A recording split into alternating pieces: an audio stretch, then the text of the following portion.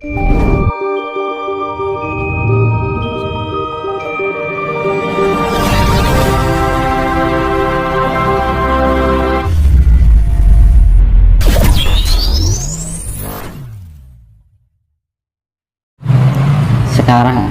dunia kita Jawa tidak diarani wong Jawa lali Jawani. Wong Jawi dadi Jawan. Jawi itu bisa mengenal Jawa yang sebenarnya atau sejati. Nek Jawan itu mung elon-elon. Mergone apa? Ora kadunungan sejati. Nah, istilah pengertian wayang sebenarnya itu leluhur kita lebih pintar, lebih cerdas. Ada nggak negara lain bisa membuat filosofi yang diwujudkan dalam bentuk wayang? Lebih lengkap nggak dari budaya Jawa? Dikenal dari seluruh dunia, dikenal apanya? Kan budaya. Neng saiki wong ora ngerti budaya itu apa. Wayang dan wayang itu bukan tontonan tapi tuntunan. Banyak filosofi yang harus kita kupas. Ngono. Iya. Tapi namun sekarang apa yang dikenal orang Jawa sekarang adalah satu, hedonisme.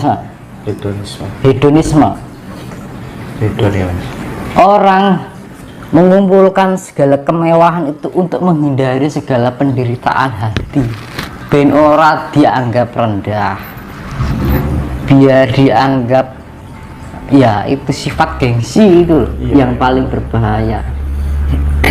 Dianggap rendah, kita merasa nggak mau, kan? Iya benar Mas. Mau sampai kapan? Kalau hancur, siapa yang menyesal? Alam atau diri kita? Alam baik-baik saja, karena alam bergerak secara refleksi alam menyelesaikan diri. Kalau kita gatal, pasti kita garuk-garuk.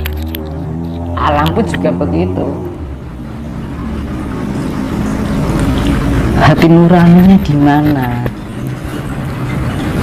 Kita punya rasa, diberikan anugerah sama Tuhan untuk merasakan, bukan untuk menguasai. Iya kan? Karena apa? Ketika pikiran dikuasai oleh rasa itu, yang muncul adalah hati nuranian, bahwa yang timbul adalah kasih sayang. Tapi ketika hati dikuasai oleh pikiran, tahu sendiri apa yang terjadi. Krisis identitas diri, krisis kemanusiaan. Akhirnya apa, kita nggak ada sifat kepedulian. Yang dimaksud dalam pengetahuan adalah individualisme. Ya, individualisme itu akan mempengaruhi jiwa kita yang egois, karsa itu Mas, nafsu dan keegoisan. Mau sampai kapan? Dan penyesalan itu pasti akan hadir, bukan di depan tapi di belakang, karena orang sekarang lebih pengen menikmati daripada merasakan. Iya kan? Tapi mohon maaf Mas, ada nggak sebenarnya upaya untuk meminimalisir potensi bencana-bencana yang kemudian akan terjadi akibat ulah manusianya itu sendiri secara konkret? Barangkali ada nggak upaya agar bisa meminimalisir hal itu? Seperti yang saya pernah jelaskan di konten-konten berikutnya, sebelumnya.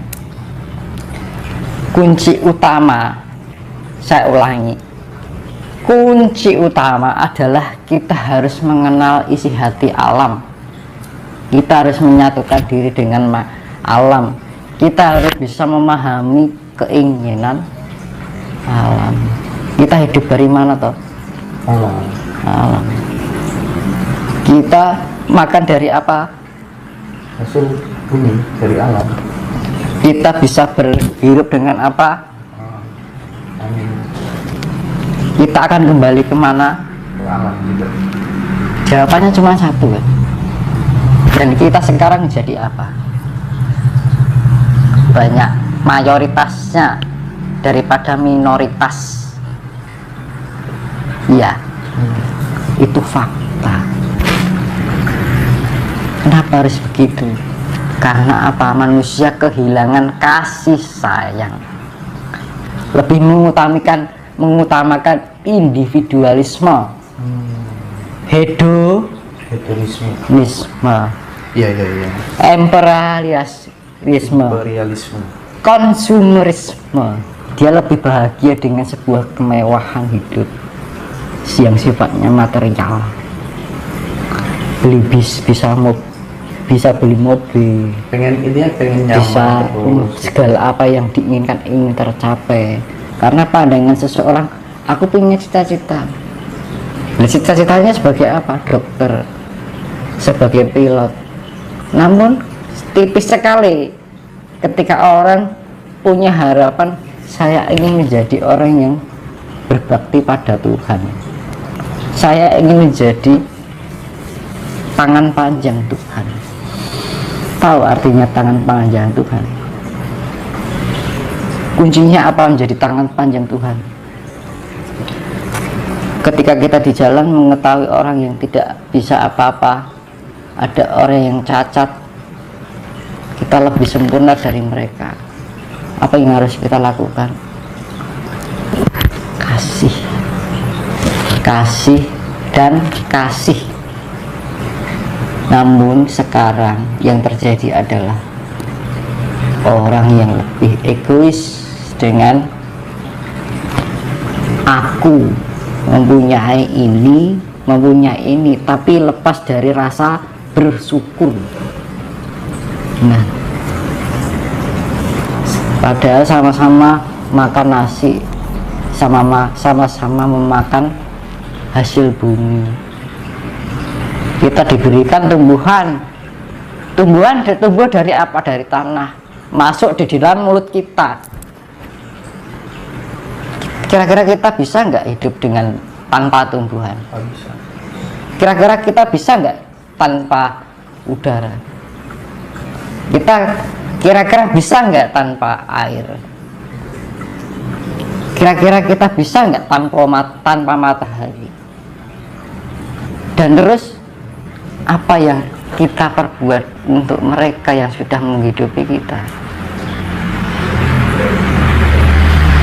Apa yang sudah kita perbuat? Ini alam loh, jangan buat main-main.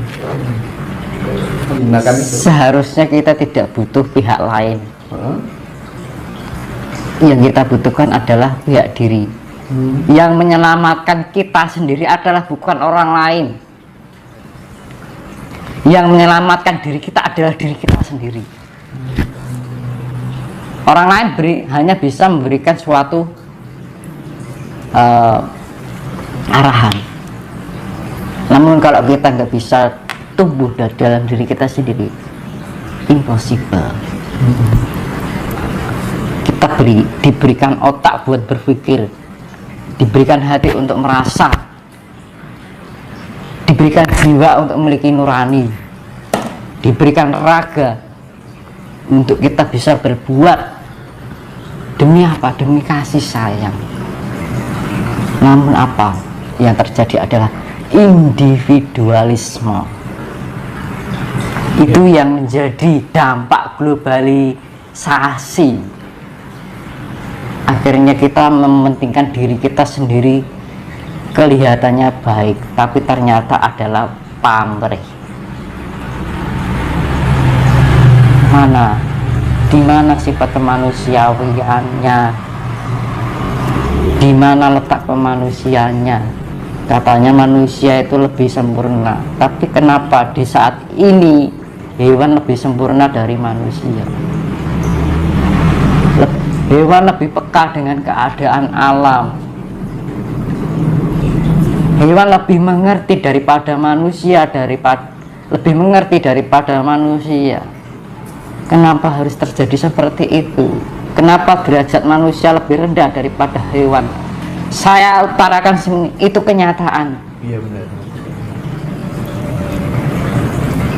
Miris dalam hati ini, kalau alam itu berbicara itu miris, Mas. Sampai kapan? Sampai kita harus berteriak dalam penyesalan? Saya memberitahukan ini biar manusia itu paham. Kita mempunyai rumah, kita mempunyai mobil mewah. Kalau ketika alam berefleksi, tidak pandang bulu, alam mencari orang-orang yang bisa berselaras dengan alam.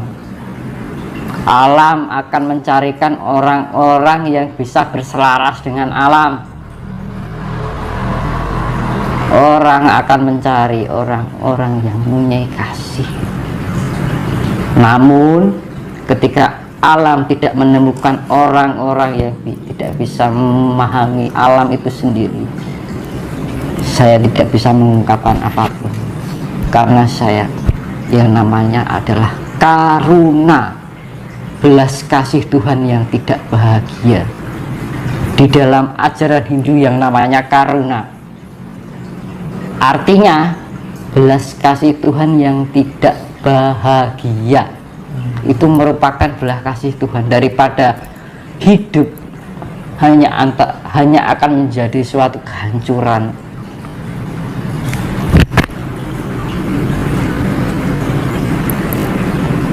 Perbaikan jalan satu-satunya adalah itu.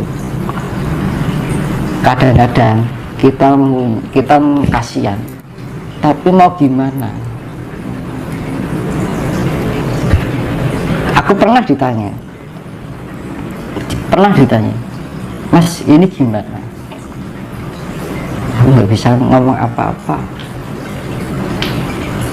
Karena apa? Sebenarnya alam itu sudah memberikan petunjuk yang jauh-jauh dari sebelumnya. Tapi kenapa manusia tidak menggunakan intuisinya untuk lebih peka dari alam? Segala sesuatu penyesalan pasti nggak mungkin diketahui di depan, tapi penyesalan itu pasti diakhiri dengan teriakan hati.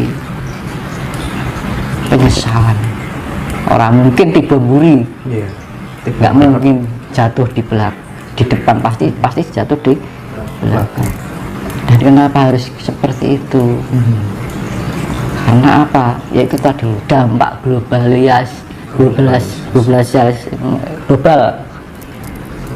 Karena pengaruh apa?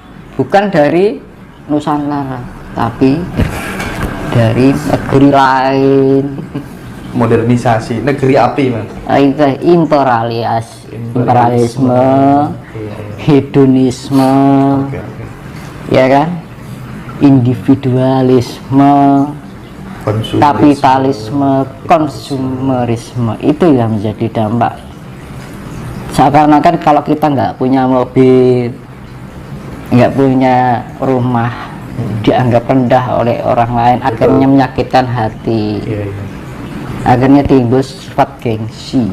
Nah, sifat gengsi ini loh yang menjadi penjerumus hidup kita. Jangan gengsi, karena gengsi itu adalah kebalikan dari sifat rendah hati.